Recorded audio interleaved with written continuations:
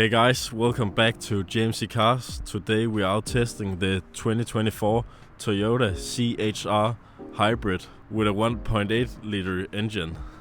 Before we take the car out for a drive, we will first show the exterior of the car and show the interior of the car, so stay tuned for that.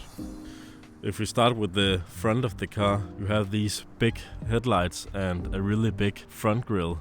And I think some of the design elements on this C-HR is inspired from the full electric Toyota BZ4X, which is Toyota's full electric SUV. You will see that with the taillights and the front of the car. They are kind of similar on both ends of the car. This car comes with standard Toyota rims, which are 18 inches. The design of the car really looks like any other newer electric car with these aggressive lines down the side and the sharp roof lines, and it gets even more aggressive with the lines at the back of the car. And I would really like to hear your guys' thoughts about this taillight, because I think it's something that you either like or you don't, because it's so out there, if you know what I mean. Let's check out the trunk capacity of the C-HR. The trunk capacity is 443 liters of space, so really decent space for a smaller car. And this car is a mild hybrid, so you can only fill petrol in it, no charging, because the car charges itself when driving. Let's check out the rear seats of the C-HR. The driver's seat is adjusted to my height. I am around 184 centimeters. So as you can see, decent space. My knees are touching the seat, but it's a smaller car. Sorry for the blurriness. It's really dark in here. We are filming under a bridge, but nothing really extraordinary back here. Just a lot of plastic. Nice feature with the cup holders in each side. Charging port, and that's really it. You also have these kind of weird nuts on the panels, on the speakers. They're also in the front of the car, but I'll show that when we get to the front. Let's jump in the front of the car, and you can see when the car is unlocked, the door handles slides out like this, and when the car is locked, the door handles will retract. But let's check out the C-HR in the front. You have the name of the car on the panel, and like I said before, you have these knobs again here and also here. Could really hurt yourself on this. Extremely sharp. Let's power on the car. And as you can see, the car we are driving has only driven 9 kilometers, so it's a really new car. But my first thoughts looks like really any other Toyota interior. I really like the new steering wheels, because you have this really soft leather and you have all your physical buttons, which makes it really intuitive to use. So nothing to complain about there. And like on the steering wheel, with the physical buttons, you also have your physical buttons for the AC and other settings. The C-HR comes with this little gear shifter with the rose gold details, and you just take it to the side for drive, and then you can push it down to get into B, which stands for brake, so it is charging when the car brakes when you're out driving. Under the gear shifter you'll find your drive modes, and as you can see here, you have your eco, normal, sport and a custom mode. The infotainment screen is a bit wider in the C-HR than the Yaris and such. Little bit laggy. Let's check out the engine of the car. This is the 1.8 liters engine, 4 cylinders, and the total system output with both the engine and battery is 140 horsepower, which take this car from 0 to 100 in 9.9 seconds. And we'll show you guys that later on in the video when we take you for a comprehensive drive. Let's take the C-HR for a drive.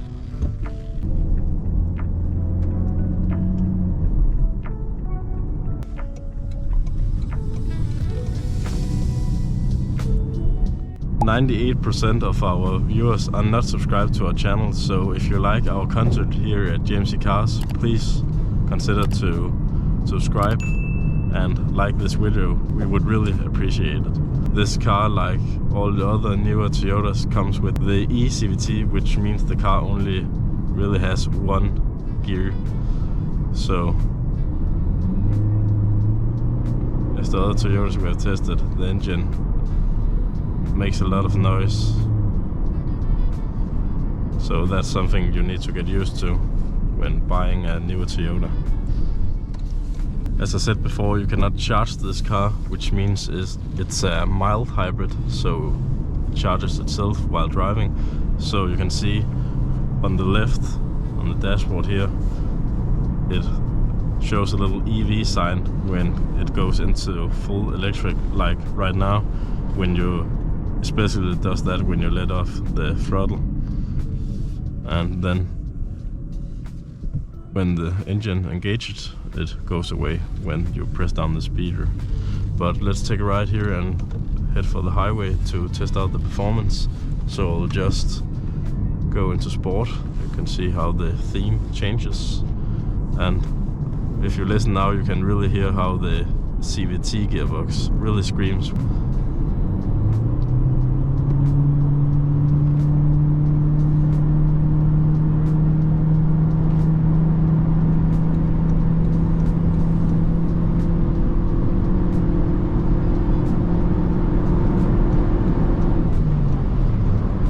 Not the fastest car, but of course you have that electric engine to help the car in the lower range, so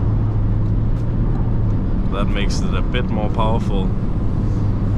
It's really windy today, so a lot of wind noise. But let's just go into normal mode again. The top speed of the C-HR is 175. But we can't test that here in Denmark. Let's head off the highway here and let's find a smaller road to test the performance.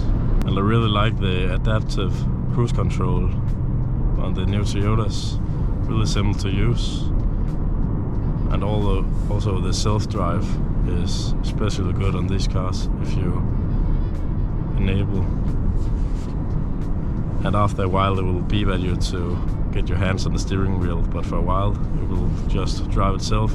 So really useful. Let's pop it into sport and take a ride here to test the performance.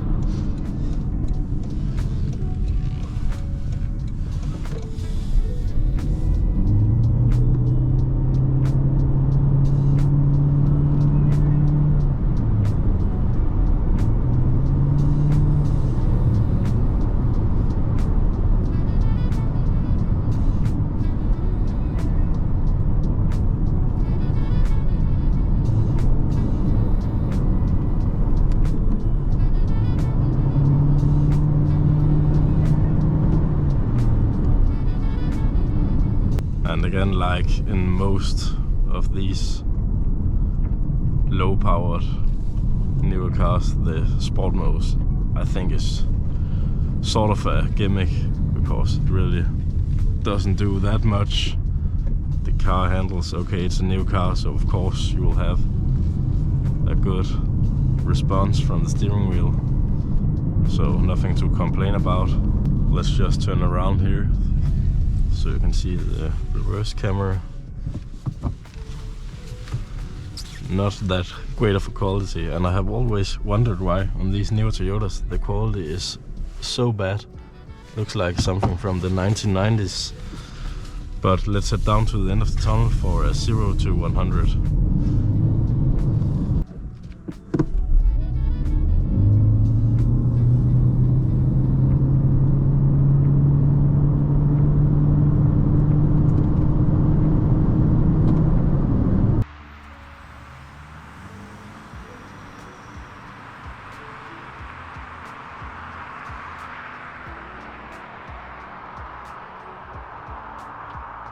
Acceleration wise, not that fast, but usable.